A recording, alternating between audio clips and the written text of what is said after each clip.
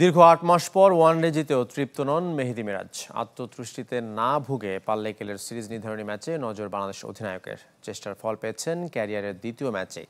ম্যাচের পুরস্কার জিতে জানিয়েছেন ৫ উইকেট নেওয়া তানভীর ইসলাম। কলম্বো থেকে রেদওয়ান শোয়েবের আরও একটি রিপোর্ট।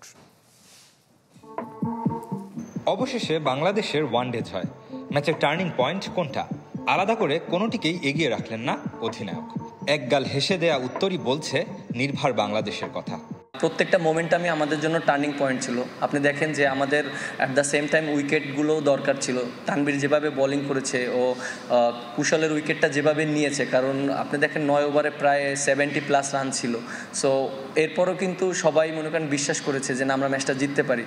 ক্ষণে ক্ষণে রং পাল্টানো ম্যাচে যেমন একক কাউকে কৃতিত্ব দিতে নারাজ মিরাজ, তেমনি অসংখ্য ভুলও নজর কেড়েছে অধিনায়কের। আনন্দে ভেসে না গিয়ে তাই সিরিজ নির্ধারণী শেষ ওয়ানডেতে সেগুলো শুধরে নেয়ার পালা।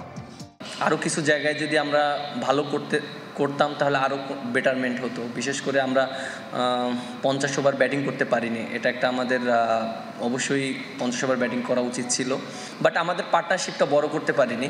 এটা একটা আমরা কনসার্ন, এবং আমাদের মিডল ওভারে উইকেট পড়ে গেছে। এখানেও আমরা যদি একটু ভালো করতাম তাহলে হয়তো সিনারিওটা অন্যরকম হতো।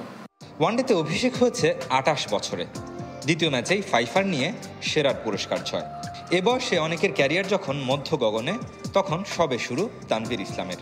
সুদূরে না তাকিয়ে চেষ্টা করে যেতে চান প্রতিনিয়ত।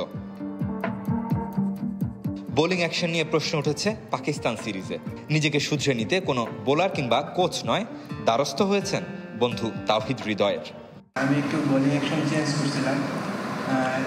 এই দিক থেকে সবাই একটু মনে করেন নেগেটিভভাবেই কথা বলছে, কারণ আমি 13 সাল থেকে একই অ্যাকশনে বোলিং করতেছিলাম।